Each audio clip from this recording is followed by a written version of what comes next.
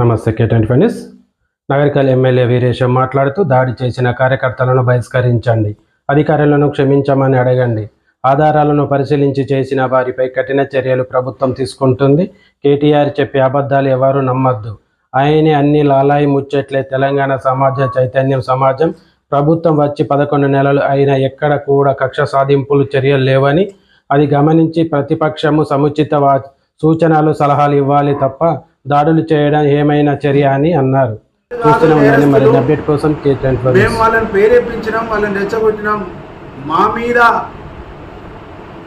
Case పెట్టండి, అధికారులారా మమ్మల్ని క్షమించండి అని చెప్పేసి కేటీఆర్ అడుగుతాడేమో అని చెప్పేసి మేము అన్నాం.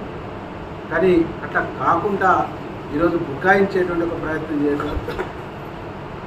తన నేరస్తుడు కాబట్టి, నేరం ఉన్నది కాబట్టి ఎట్లాగా నేరానికి శిక్ష పడుతుంది అనేటువంటి ఉద్దేశంతో పదే పదే ఈరోజు నన్ను అరెస్ట్ చేస్తారు, నన్ను జైల్లో పెడతారని చెప్పి ఆల్రెడీ ఒకరు జైలుకి పోయి వచ్చినటువంటి వాళ్ళు బయటకు కనిపిస్తలేరు. నువ్వు కూడా నేను జైలుకి పోతే బిస్కిల్ తీస్తాను, నేను జైలుకి పోతే యోగా చేస్తాను, నువ్వు స్లిమ్గా తయారుగా నువ్వు సినిమాలో యాక్టింగ్ చేయి, మాకు అభ్యంతరం లేదు. కానీ మా అధికారులపైన ఎందుకు దాడులు చేస్తున్నావు? కాబట్టి ఈ వైఖరిని మార్చుకోవాలి. మేము ప్రభుత్వాన్ని కూడా డిమాండ్ చేస్తాము, ఆధారాలని ఎంక్వైరీ చేసి కేటీఆర్ పాత్ర ఉంటే తప్పకుండా అధికారులను దాడి చేపించినటువంటి కేటీఆర్ పైన చర్య తీసుకోవాలని చెప్పేసి మేము డిమాండ్ చేస్తున్నాం. ప్రజలందరూ కూడా మేము విజ్ఞప్తి చేస్తున్నాం, ఈ దుర్మార్గమైనటువంటి ఇలా వాదనని, దుర్మార్గమైనటువంటి ప్రచారాన్ని మీరు నమ్మొద్దు, వినొద్దు అని చెప్పేసి మేము చెప్తున్నాం. ఇంకా మాట్లాడుతుంటారు వాళ్ళు. జైలు నుంచి ఒక లేఖ తీసుకొచ్చి నేను చెప్పినటువంటి అభిప్రాయం కాదు అని చెప్తారు. మేమందరం కూడా ఉద్యమాలలో జైలు పోయినటువంటి వాళ్ళు, ఈ వేదికల్లో ఉన్నటువంటి వాళ్ళు, ఏదో ఒక ఉద్యమంలో రాస్తారోకలో ఏదో ఒక కేసులో జైలు పోయినటువంటి వాళ్ళు. కానీ ఏముంటుంది, పోలీసు వాళ్ళు రిమాండ్ రిపోర్ట్ రాసి నిన్ను కోర్టులో హాజరుపరిచినప్పుడు నువ్వేం చెప్పాలి? దాంట్లో ఏం రాసిరో నాకు తెలియదు, నాతో సంతకం పెట్టించుకోరు, దాంట్లో రాసినటువంటి అభిప్రాయాలు నాకు సంబంధం లేదని జడ్జి కాడ చెప్పేసి నువ్వు జడ్జి కాడకి దాన్ని చెప్పాను. ఇది సిస్టమ్. నువ్వు కోర్టులనేమో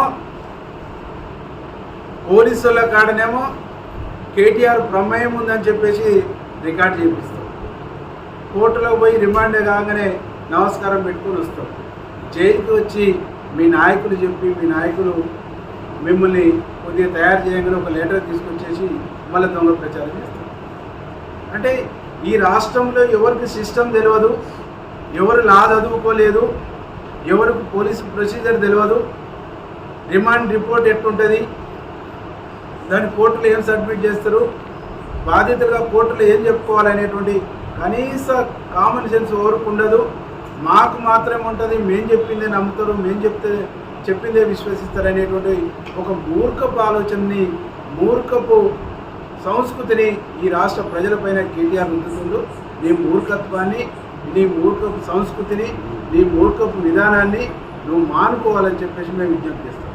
నువ్వు ఏది చెప్పినా మాటకారితనంతో ఏదైనా నేను చెప్పగలుగుతా, ఏదైనా నేను నమ్మించగలుగుతా అని చెప్పేసి భ్రమల్లో ఉన్నాం.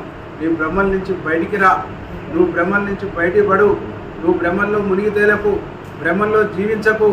నీ భ్రమలన్నింటినీ కూడా ప్రజలు తూర్పారబట్టి నేను ఇంట్లో కూర్చోబెట్టిండ్రు.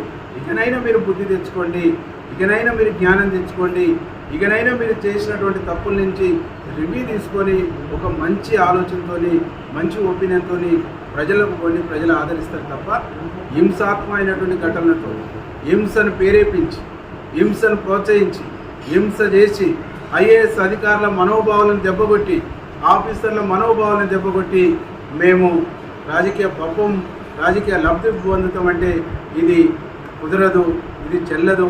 తెలంగాణ సమాజం చైతన్యవంతమైనటువంటి సమాజం, తెలంగాణ సమాజం తిరుగుబాటు తత్వంతో ఉన్నటువంటి సమాజం. తిరగబడుతుంది, మిమ్మల్ని ప్రశ్నిస్తుంది, మిమ్మల్ని నిలదీస్తుంది, మీ తప్పుల్ని ఎత్తి చూపుద్ది, మీ తప్పులకు సంబంధించినటువంటి తప్పకుండా పరిహారం ఉంటుంది అనేటువంటిది